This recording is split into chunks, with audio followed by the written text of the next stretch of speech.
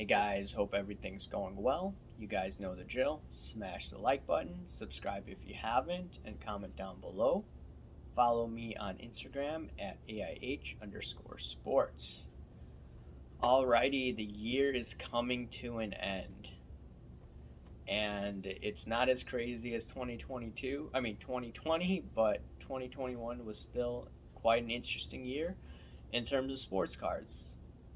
We saw craziness at the beginning of the year, and now it's slowly but steadily died down. Still, you're seeing record sales though for some select cards, high-end cards. Now, 2022, what do I think is going to happen? Well, let me first look at the first events going on this year or for 2022, and then I'll keep on talking. Okay, so obviously we're going to have the playoffs, NFL playoffs. So the NFL sports card market should top out right around the Super Bowl. And it's going to be of those players that are playing in the Super Bowl, like the quarterbacks. Those guys should top out before the game, and then you'll most likely see a hard correction into the off season.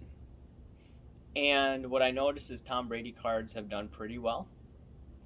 And unless you bought right at the Super Bowl, if you did, then you're probably underwater. But anytime other than that, Brady cards have done well. And if he wins another Super Bowl, his cards may go insanely high. I don't think the Buccaneers are equipped to win, but who knows?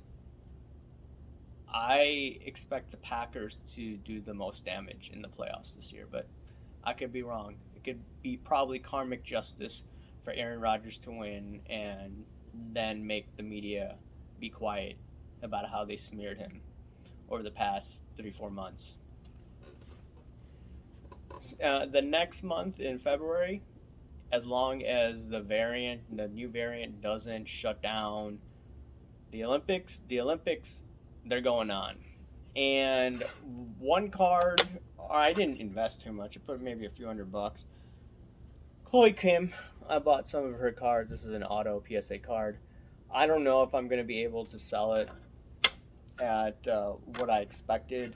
Last year was pretty good.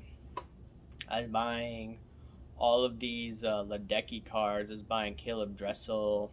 I bought other individuals as well. I bought a Phelps rookie card. It was a $500 auto card, PSA DNA, auto 9 or auto 10. The card was a 9.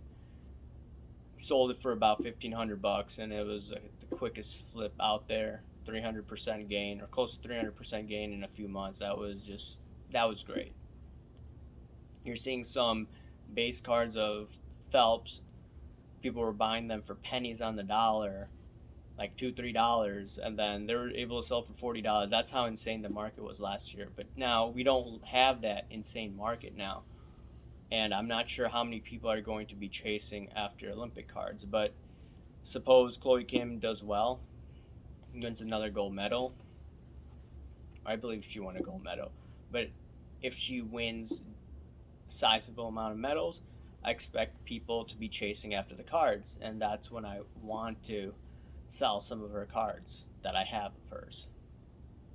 Now it just depends how much demand is there going to be for Chloe Kim. And it's only a few $100, so if I miss out, I miss out. The other thing that I'm looking at for 2022 are some hockey cards. And yeah, I don't watch hockey, but people are definitely investing in hockey. And I saw on a few of these bigger YouTube channels, Neos and then Sports Card Investor, Jeff Wilson, they've always been talking about Ovechkin 2005 PSA 10. This is the Upper Deck one. There's also the Young Guns one. And a friend had recommended me this. I told you about my buddy John. He's come on a few of my videos. And this was May of last year. And he said that, hey, this Ovechkin guy, you should definitely look into him. And I'm like, okay, sure, why not? So I just dropped down $100 in this card, and he said something about he could catch Gretzky's record, and I'm like, okay. I mean, he lives in D.C., so he knows a little more about this guy than I do. All I know about this guy is he's a great player and he's freaking smart. And right now, my investment of $100 from last year, now it's what, around $500. And even if the market has slowed down, this card has still maintained its value. I think last year, or earlier this year, it may have peaked around 600, $700, and right now maybe it's around $500. But in my opinion, if he gets closer to Gretzky's record, people may be buying his card regardless of any potential slowdown, regardless of the Fed aggressively raising rates. This may hold value.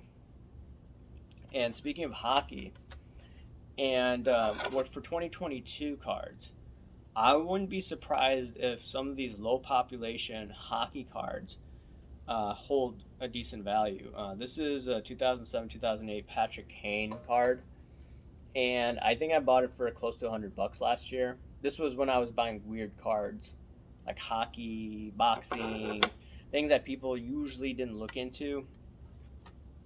And this right now probably go for a little over $300, around there. And I noticed on PSA their pop. This is BGS, but PSA's pop count is close to 620. That's low. I mean, if you look at some of these basketball players people chase, this is nothing compared to basketball. The thing is, though, is there that much demand in hockey? No. But in terms of me investing, that these cards could potentially hold well. I'm not going to be buying any hockey cards. I want to wait for a huge crash, and that's when I'm going to be looking at hockey, because once again, low pop size, and then you start to give people these stimulus checks again, whether it's UBI or whatever stimulus checks that they gave last year. I think hockey definitely is a market that I'm going to look at, and I'm going to consult my friend John because he knows way more than I do. I followed the Blackhawks when they were winning all these titles last decade with Tays, with Kane, and unfortunately there was some sort of incident in 2010, 2011, and the coach of the Blackhawks had to resign. I think he was somewhere in Florida.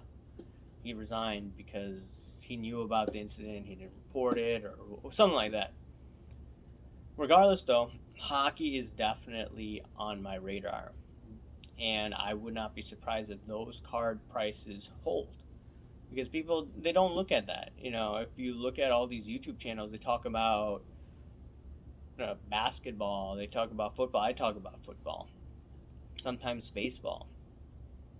And over the past year and a half, I noticed some of the weirder markets I've made money in. I made money in tennis on some of the cards that I had. Federer, I made money on, or I didn't sell it, but on UFC, I have a decent card.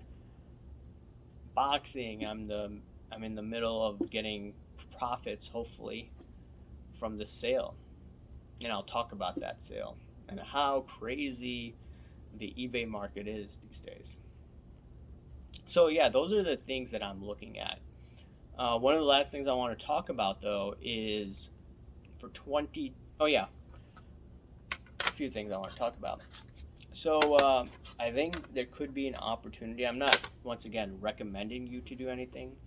Once again, when you're making an investment decision, speculative decision, only put money you're willing to lose everything in.